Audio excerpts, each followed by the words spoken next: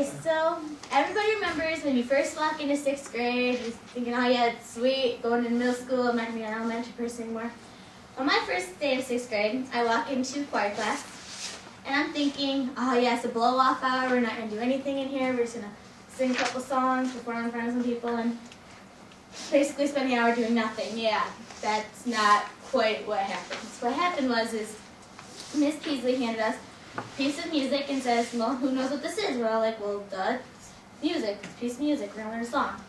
She's like, okay, how do you know how to read music? We're all kind of looking at each other going, not quite so much know how to do that. So, she goes, okay, in a week you will learn how to read music and the basic levels of reading music, and you'll progress as you progress through the class. So the first thing she shows us is these.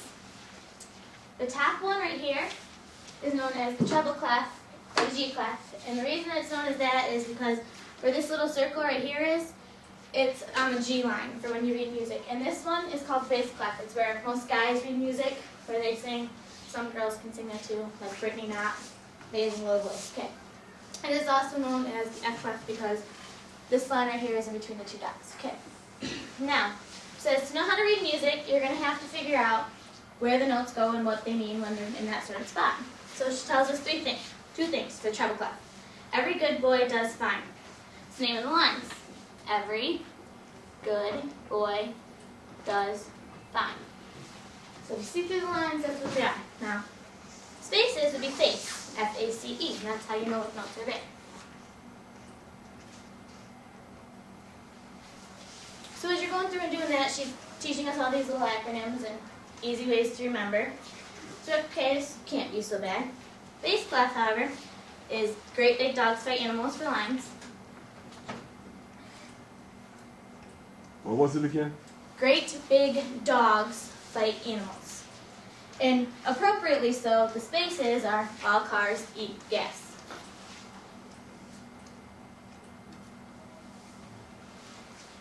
So this is the first thing we learned first 2 days of choir class. Next she goes, now that you know this, you know how everything's there, you're going to need to know what key you're in so you know what to sing. There's these things called sharps and flats. We did not really learn about them at the beginning of 6th grade, so we're really not going to cover them because it's a little bit more difficult to explain. You're in the key of C here, which means that C is do. So every time you see a C, that means do, as in do, re, mi. That's solfege. Band, you don't use solfege at all. You don't sing, so you don't learn solfege. Choir, you sing, so you've got to learn solfege, or else you're not going to know where to place your voice or what's going on. And so she's telling us that, and then she moves on to, okay, now you know where things go. You got to know what the notes mean. These are all the notes that we use. There is the quarter note, which is up in the top corner over here. Eighth note, half note, whole note. These are rests where you don't sing. Quarter rest, whole rest, half rest. And they each get different amounts of beats for every time you sing them. The quarter rest note gets 1 beat. The eighth note, we always write it as 1 and because you don't really normally sing on the extra beat. This one gets 2. You're going to sing a beat and then hold. The whole note is the big note. You get 4 beats for the whole note. Now the rests are different, and there's an easy way to remember. The lightning bolt shaped one, this one, the quarter one, gets 1 beat like the quarter note. Now, the easy way to remember the difference between these two rests right here, Miss Peasley always told us, you know, when she was younger, she always tells us like 400 years ago, when a guy walked up to a girl and he took his hat off when he was talking to her, he was a gentleman. So the gentleman always gets 4 beats. With the guy that leaves the hat on, he's kind of rude, but a guy nonetheless, so he probably just forgot. They get 2 beats. So now you know how to count music. Well, with this done, the next thing you had to learn was the time signature. That's how many beats are in a measure and what kind of note you're counting.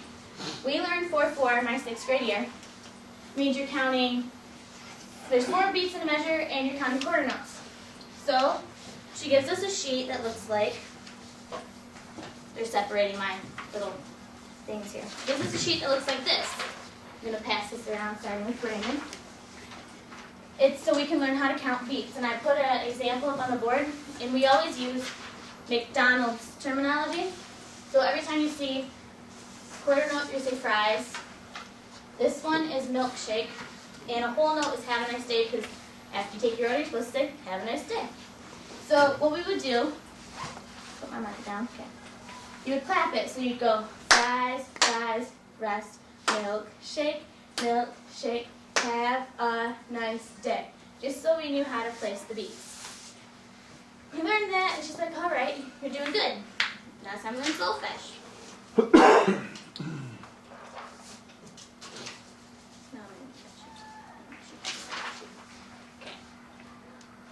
The solfege, how many of you have heard the song from Sound of Music, a doe, a deer, a female deer? That song, yeah, that's what solfege comes from. It's how you learn solfege. When you learn solfege, there's hand signs, and I have a sheet of those too. Because if you learn the hand sign, you're going to associate it with what you're learning. So these are the hand signs you use in choir. I'll go through them with you real quick. Okay, so it goes do, re, mi, fa, sol, la, ti, do.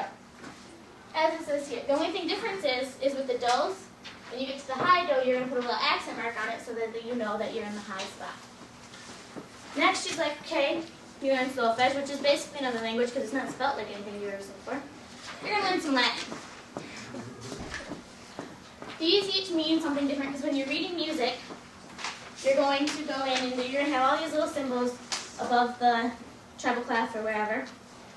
And it's going to say stuff like F, metal, M, P, P, and then there's a whole bunch of other different signs that you learn when you get to high school. This one is forte. When you see a forte, you're either going to play your music really loud or you're going to sing as loud as you can. So that's forte, that's what F stands for. MP means not pleasant, it means metal piano, which means medium soft. So you're going to sing like semi-quiet in your normal talking voice. And a P equals piano. Next you have crescendo and decrescendo, which means you're going to get louder or get softer. And to review, if you remember Every Good Boy Does Fine, FACE, Great Big Dogs Fight Animals, and All Cars Eat Gas, you can pretty much read music and you've pretty much got the basics covered. Are there any questions? Megan, how long have you been in choir? I have been in choir since 6th grade. Well, no, I wasn't in choir last year because I took physics. But, so, a long time. And, like, if you ever wanted to see what we do in high school now, like in middle school we just did this kind of easy stuff. In high school we're doing, like, syncopation and 3/4 time, cut time. Will you sing for us? Actually, yes, you'll get the opportunity to hear me sing at our spring concert, which is coming up shortly. I actually have a solo, so you will get to hear me sing. At home. Any other questions? Do you practice your solo more? Nope, I don't really know it.